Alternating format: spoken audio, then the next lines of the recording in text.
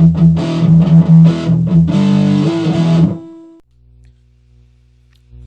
right, welcome to Undisputed with Clay and Brentton, where pretty much everything we say probably will be disputed.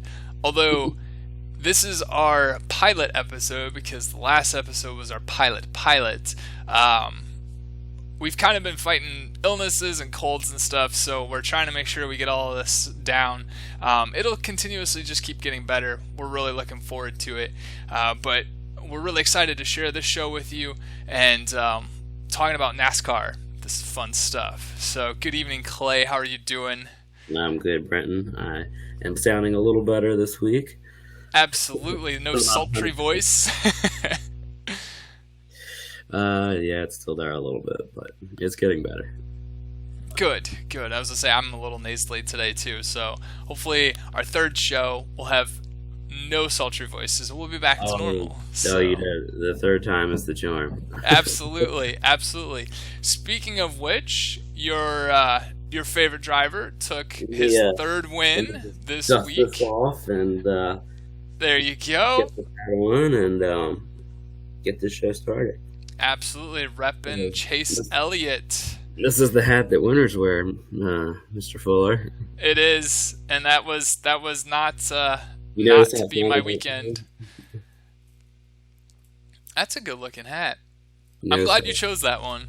There's no 18 on this hat. You know why? Because they're not winners. You know what? That's true. That's true. But you do have to admit, if you double 9, you get 18. True. Ah. You got me there.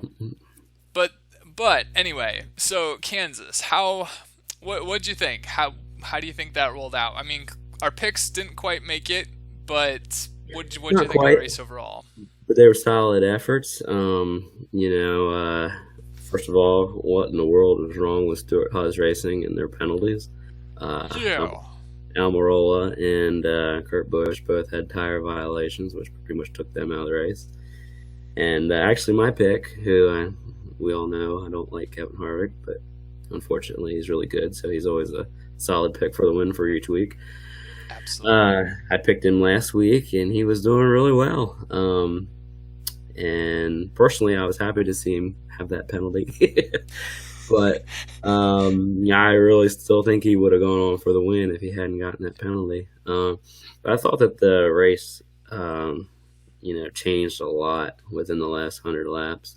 We went from basically a Kevin Harvick show, winning stages. I don't know if he won both, but I know he won one of them. And, had that, I think he entered pit road too fast. Got that penalty and just took themselves right out of the race. Similar to Dover, he was doing really well in Dover. Had a pit road penalty, and who won? Yeah, Chase Elliott. There it is. Seems to be Chase Elliott's thing to capitalize on Harvick's mistakes.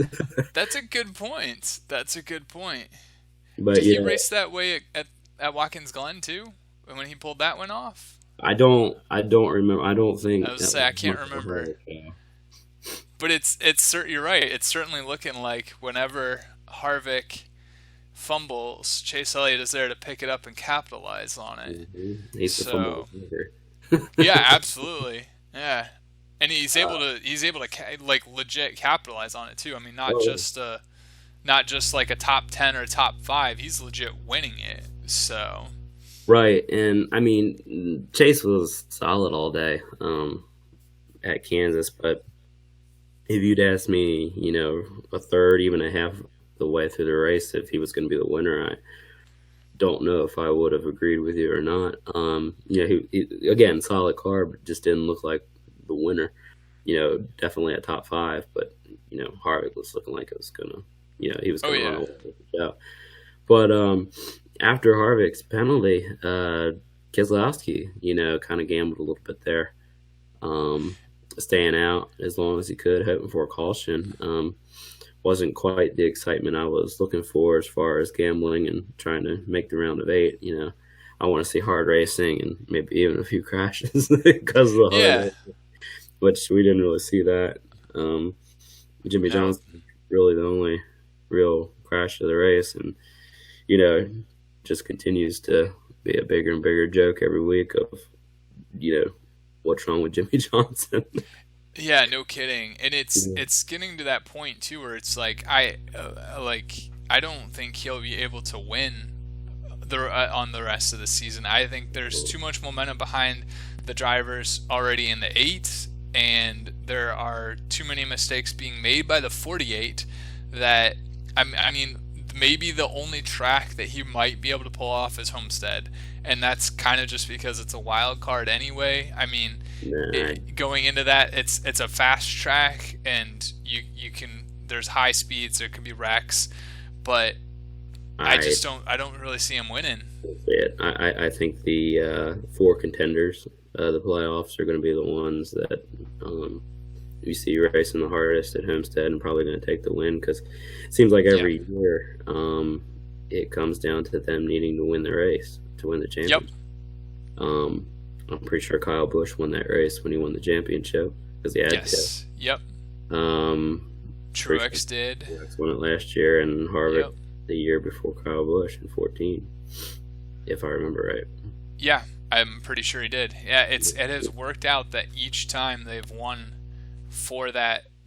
that race for the championship as well, which is going to be interesting because we've got all 4 SHR cars still in at 8.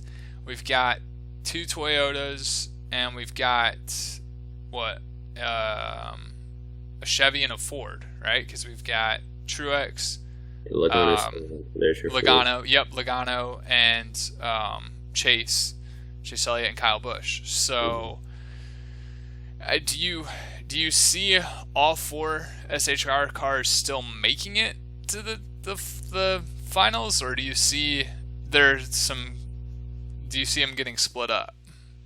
I see him getting split up.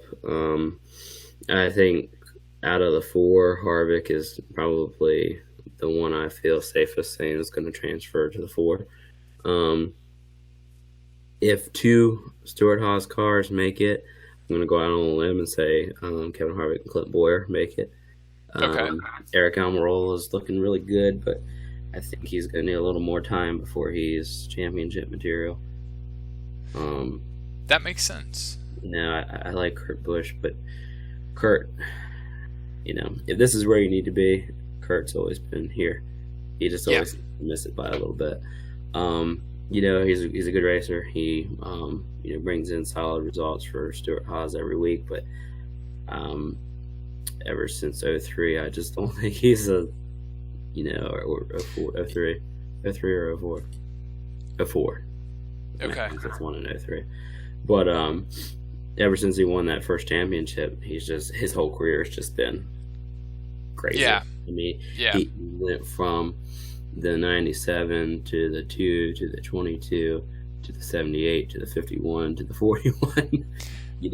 He's been in court battles. I was going to say, and his life off the track has been just about the same as his life on the track.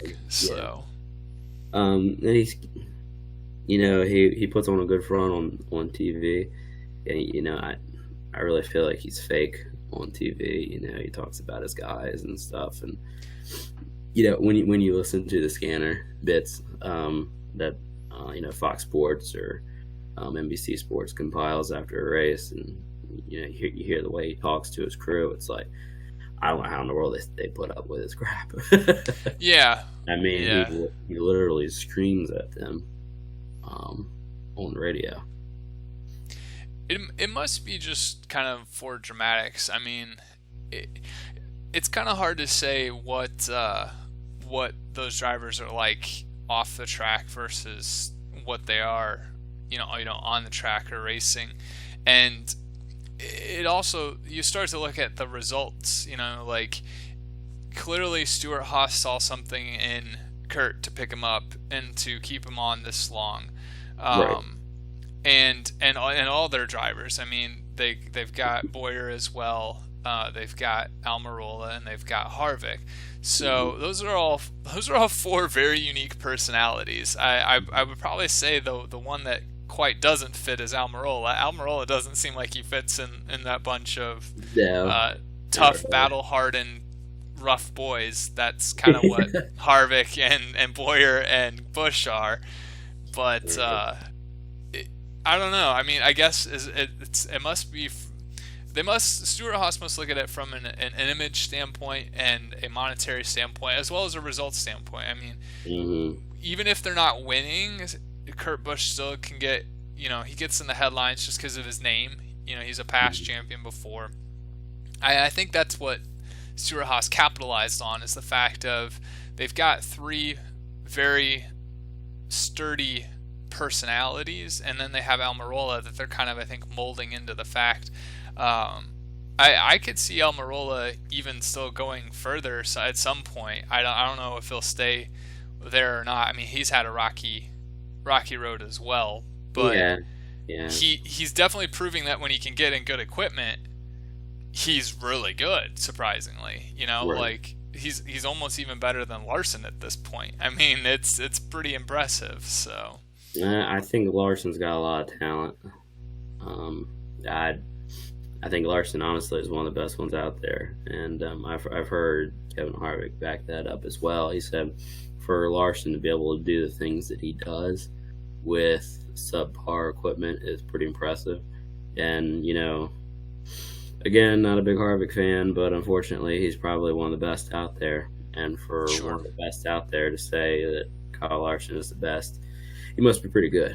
I like Larson, so maybe I'm biased, but yeah, no, absolutely. I've actually heard the same about Larson as well from like local short track drivers. I've interviewed local short track drivers who have said that what Larson's able to do with a car is just unbelievable. He's kind of the driver's driver, Yes. the one they all root for.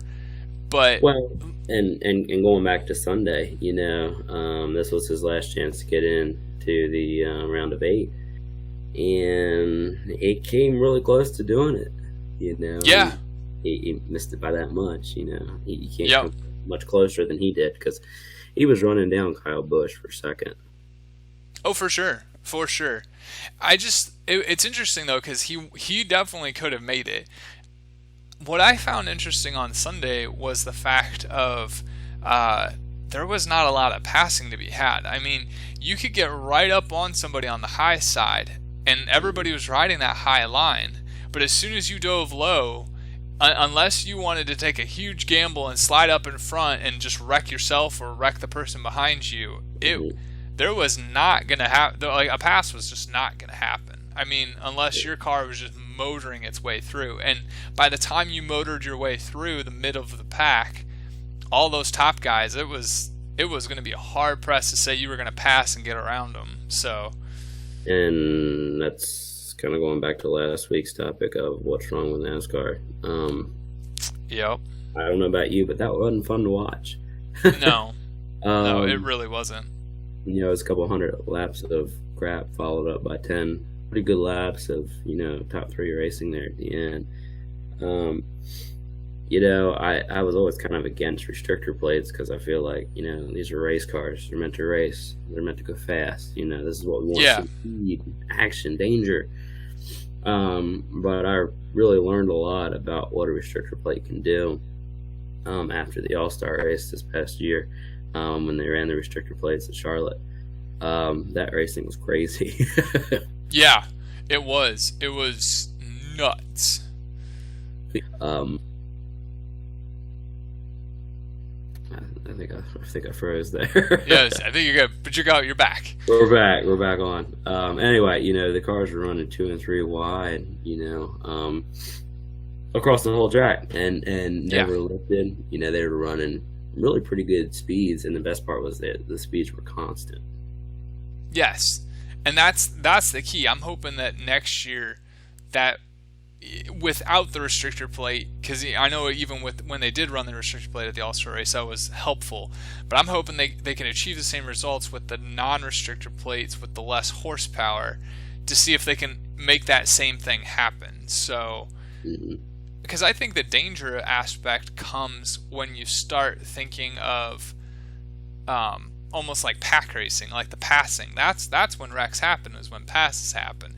I mean, Right. sure, you might blow a tire at high speeds, but there's more, I think, danger in the fact of trying to race 2-3 wide and wrecking than getting in a line and just going around and around and around the whole time. So Definitely. Yeah, I mean the passing and the door to door racing is what people want to see, and I was pleased to hear that NASCAR wanted to try the plates at some of the other mile and a half tracks to kind of yeah, boost that excitement of them. I'm happy NASCAR recognizes that they're failing, because they're failing yes, miserably right now. I mean, you saw the stands at Dover, and I didn't get a good look at the stands at Kansas, but they were probably a lot better. it didn't seem like they were that great. Just from television, from watching it, it was most of the back stretches, or well, not back stretches, but most of the higher seats in the turns, there's nobody there. So Right. Yeah. So, what about Keselowski and his gamble? I don't think he was very happy. no, I thought that was a good gamble at first. Gotta do something. Yeah, you do. I mean, you got to take those chances, and I actually applaud that. I think that stuff like that happens. Like, that was kind of, not to bring up Kyle Busch too much, because I'm a fan, but that's what he kind of did. That's what KB did at Talladega. They took a couple gambles to try to run mid-pack, back a pack, to try to see if they could make it to the front. That didn't materialize. So I think Keselowski kind of did the same thing. Had you been able to pass, had some, the tires stuck better, had the low line worked, I think it might have paid off. But it just, that low line never paid off. There wasn't enough cautions to necessarily play out the fact that he could keep outrunning it. Yeah, that's what killed him. He needed the caution, and this never happened. Yeah. So, had he gotten a caution, maybe he would have weaseled his way in. Again, personally, he kind of falls under the same boat as Harvick for me. He's a good racer, but I really don't care that he didn't make it. Agreed. But I thought his post-race interview was funny. Maybe we can get a clip of that in here. For Brad Keselowski, not enough to be able to advance to the next round. Was it sort of playing from behind all day, Brad? Yeah, those guys were just really fast, and we just weren't able to really do anything with probably the 9 and the 4. I don't know what happened to the 4, but he was really good too. We kind of finished where we were, and with what we deserved, just never really caught a break to make anything more out of it. When you look back at this round, what kind of went wrong after all the momentum coming into this round? We got wrecked at Dover and ran out of gas when the race ran long at Talladega, and had a good day here today. Today is kind of like what we should have had the other 2 weeks, and that would have been more than enough, but that's not the way the brakes fell. I think it kind of fell against us, but and we weren't able to overcome that. But all in all, I'm still proud of the races we won and that effort, and just be proud of what we got, not what we don't. All right, Brad Keselowski not advancing here to the round of 8. Yeah. It was just... He was sad. Yeah, he was. His facial expressions, I know. I remember I had texted you about it, and he looked like he was gonna cry. It's emotional, sure, but I was like, man, clearly he was worked up about it. I mean, it must have been incredibly devastating for him. So and super passive aggressive about the last couple of weeks about the cautions, the NASCAR cautions, and Keselowski loves Talladega because he usually wins there, but when Talladega doesn't work out his way, it's always the plate track. Mm-hmm. Yup. The plate tracks are fun. And we're probably going to be adding more of them, so get over it. Yeah. Yep. And it's going to get interesting. So. Yeah. So speaking Blaney of that, Blaney was kind of the same way with his interview. For Ryan, Blaney will be 6 points out of getting to the next round, and I saw you going over to the right side of that race car where you bounced off the wall there. Are you going to be able to forgive yourself on that one? Because I know you took blame on the radio.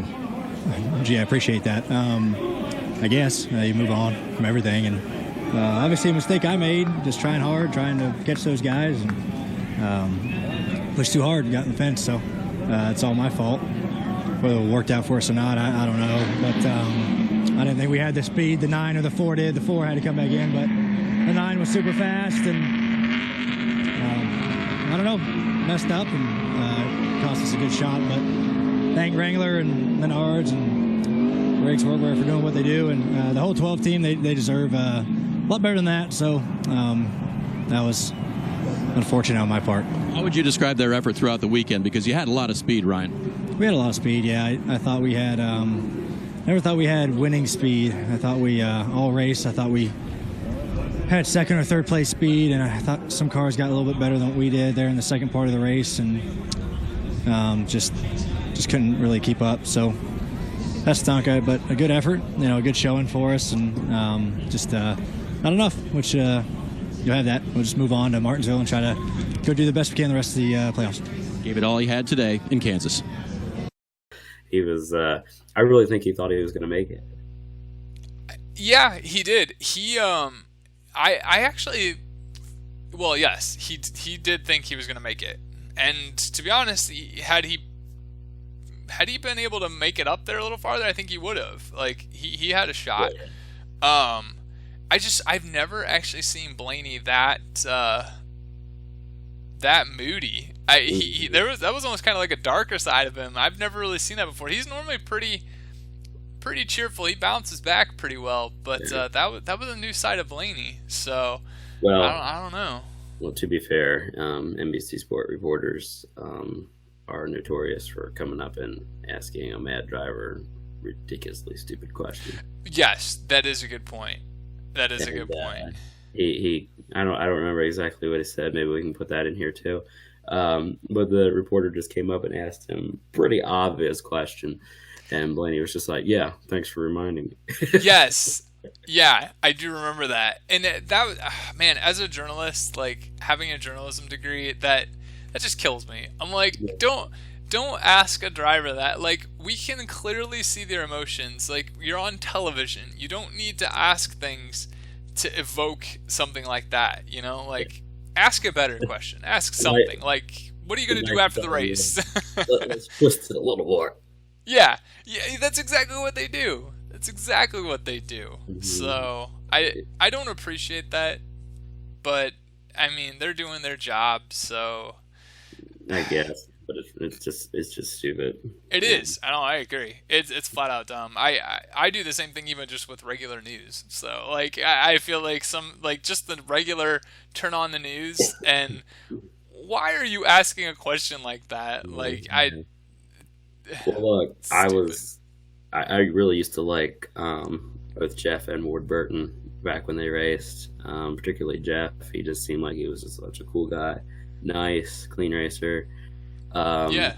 So when they added him to the NBC Sports lineup, I was like, wow, this is gonna be really good. Him and Dale Jr. Yeah.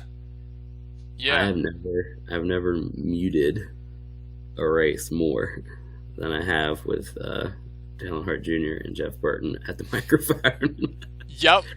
They are, without a doubt, a pair of the most annoying announcers I've ever heard. Yes. Yep. Hey, two cars could go, boop, as they're going into the turn, and Jeff Burton's, "Oh my God, Dale! Did you see that? Oh my God!" Yep, it is. It's so that, and man, you have no idea. Like, and he just doesn't stop. He just keeps going, going. And it is. Or what's his name, Rick Allen or whatever, the straight guy in the group. He every once in a while he just comes in with his typical NBC voice, and then he gets 2 seconds of airtime, and then Burton's right back in there. Blah, blah, blah, blah. It is. It's so true. Oh my gosh. You know what's funny too is you mentioned that because my wife, she goes and she watches these, and she normally watches by listening. Like she's off doing something. Gets it in for it, yeah, well, and that's the thing. She's always like, these guys sound like rednecks. She's like, why do they sound like rednecks? I'm like, I can't. because they are. they take That's they are because they take drivers who don't have like journalism degrees or radio voices or anything, and they stick them in a booth, and it's like, I mean, it's cool and all, but you want to know why journalism is dying is because you don't take a journalist and stick him in there for what they're actually made to do. You know, they take a retired driver, so whatever. You know, I might be biased because I was always a huge Jeff Gordon fan growing up, but I think Jeff does a really good job. I agree with that. Yeah. You know, he speaks clearly. He speaks a lot of sense, and he knows when to shut up. And honestly, I still like Darrell Waltrip. I think DW's great. He's always been, one of my favorite announcers and one of the funnier guys. But DW hadn't been in a race car in quite a few years. Yes. When they put him and Jeff Gordon together on TV, I kind of, realized how out of touch Darrell is, because Darrell say something, especially in the first season, the two of them it was kind of like an episode of Undisputed with them. Yes. Darrell will just kind of talk to hear himself talk about a situation, and because he's always been the driver in the booth, right? And he would talk about a situation. Jeff would come in and say, "No, I think it's this is the problem, maybe not that." And every time Jeff Gordon's theory would pan out over DW's. Yeah. And I think that's kind of like, while it's still a driver who's announcing, though they did pick the better of the drivers to put in the booth when they picked Gordon to announce. Mm-hmm. And yeah, he definitely knows how to articulate exactly what is happening in a manner that you can understand, that's professional, without sort of like an accent of just, unfortunately that's the way it is, but he doesn't have one. It makes it a little bit more presentable on air, and so you kind of, and he has that respect because he's been such a good driver. He's a champion multiple times, so. Well, it's kind of funny how networks seem to excel at different sports. Yes. I feel like when it comes to baseball and NASCAR, Fox Sports is just untouchable. Fox Sports has a better pit road report.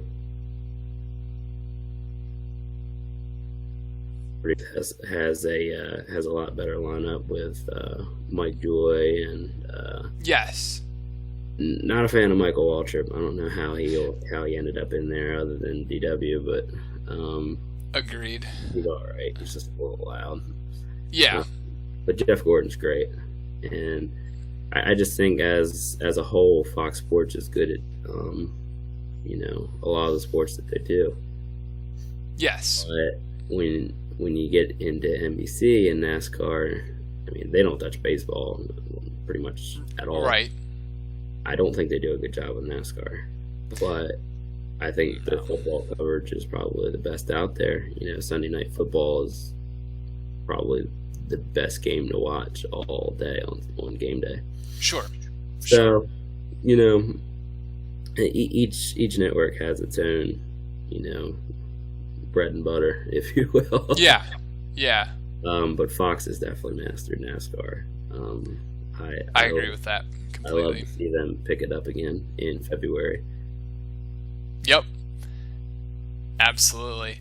But I am happy to see Michael Waltrip go in summer. Yes. Yep. Whoever that is. Is there I wonder what if the rotation for MRN and PRN is mixes with the change in the TV lineup. I'll have to look into that. I don't remember how they change. I don't know, and to be honest with you, I haven't listened to a race on the radio in years. Sure.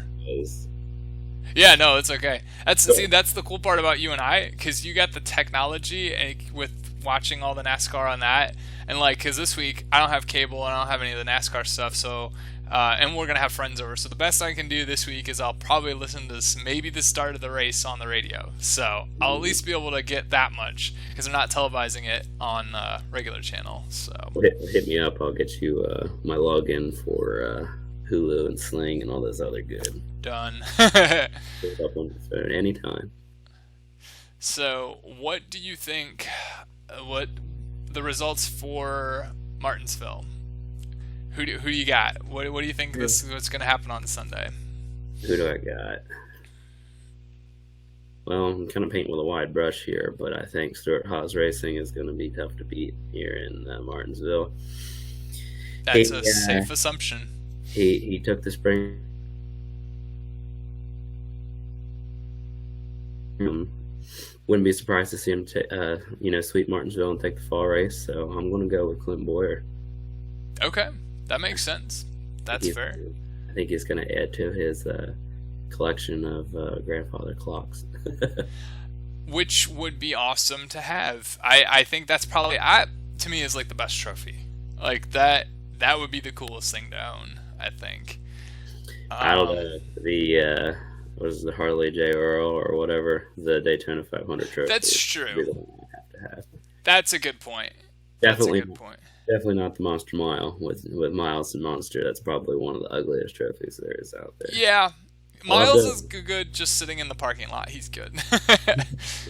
That's an awful trophy, but another good one is Auto Club, where they have the old time car, like a surfer's car. Yes, on that one. A little boat. That's it. I mean, it's unique. It's probably the prettier one, but it's unique. No, I agree.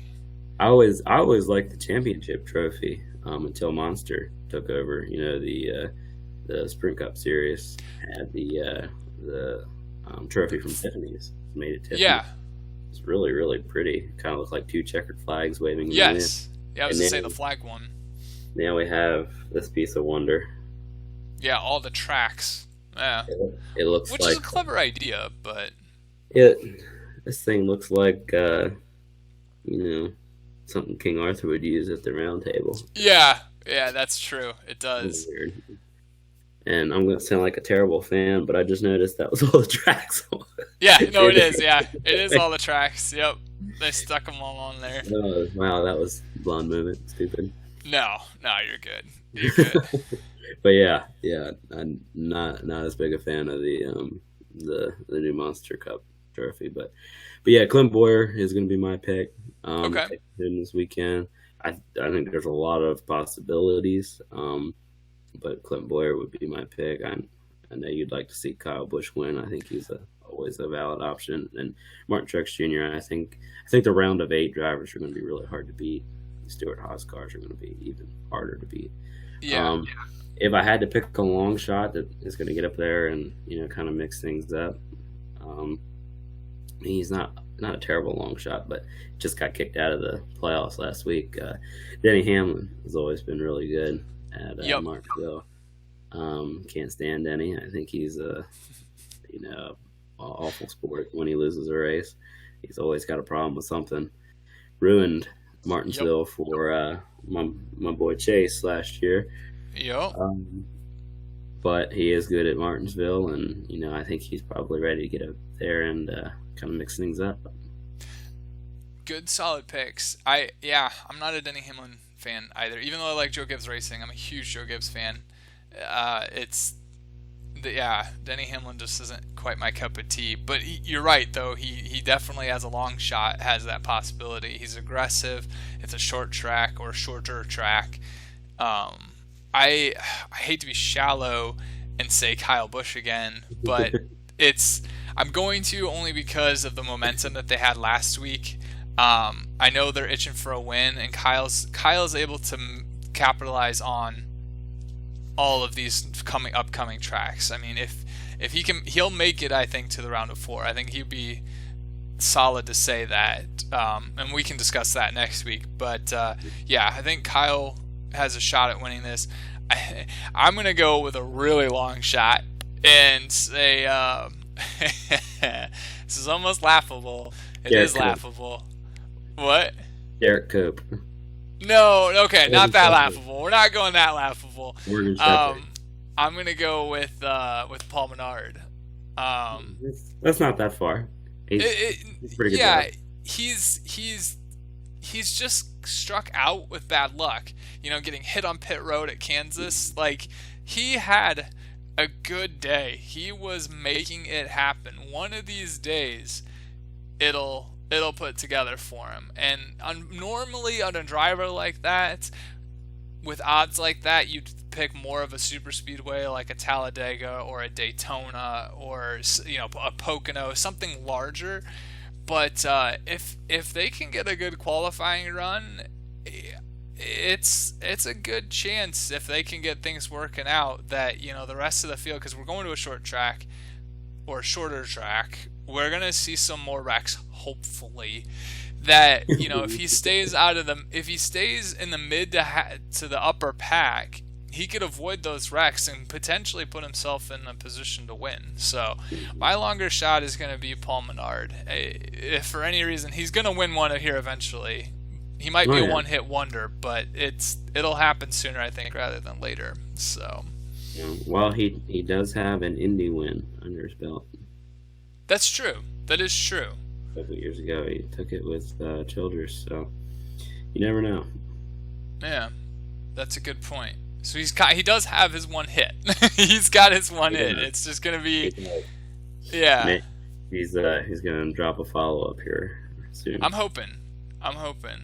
He's in his sophomore slump at the moment until he can capitalize it. So. Well, hopefully we have a good weekend of racing coming up. Not say this past weekend was okay. It wasn't, wasn't terribly exciting. It wasn't Talladega, even though this year's fall Talladega race was probably one of the worst Talladega races I've seen in a while. Agreed. But hopefully it'll be good. Again, I'm coming off a good weekend. Had a good fantasy football weekend. Good. I won. Props, good sir. Props. I won by 39 points. Ooh, that's pretty good. Yeah.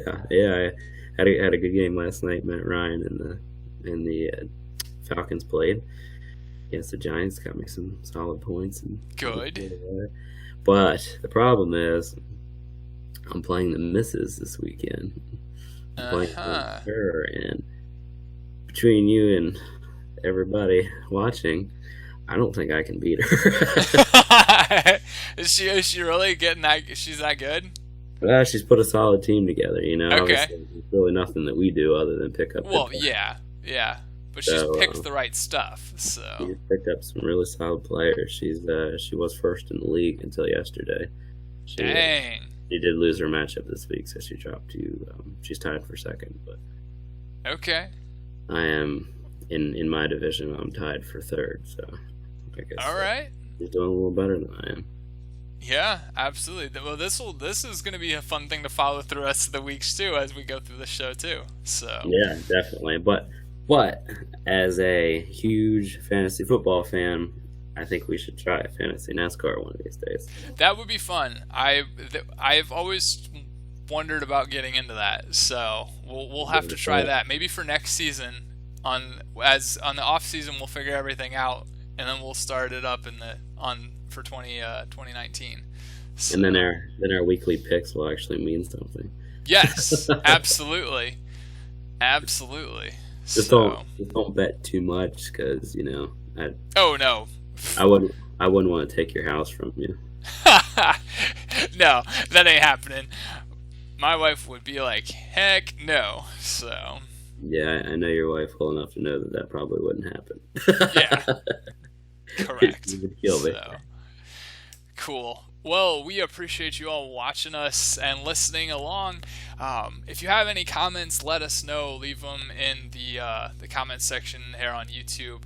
And eventually we're going to try to post this on other media as well. I have got to work on that. That's something that's on my end. But we appreciate you listening. Hopefully you learned something. Hopefully you enjoyed it. Even if you like NASCAR or you don't like NASCAR, if you just want to hear two guys talk about NASCAR, you picked the right show to listen to. So thanks for joining us on Undisputed with Clay and Brentton. And for our pilot episode, we're looking forward to episode 1 coming very soon. So thanks a lot. Go Chase.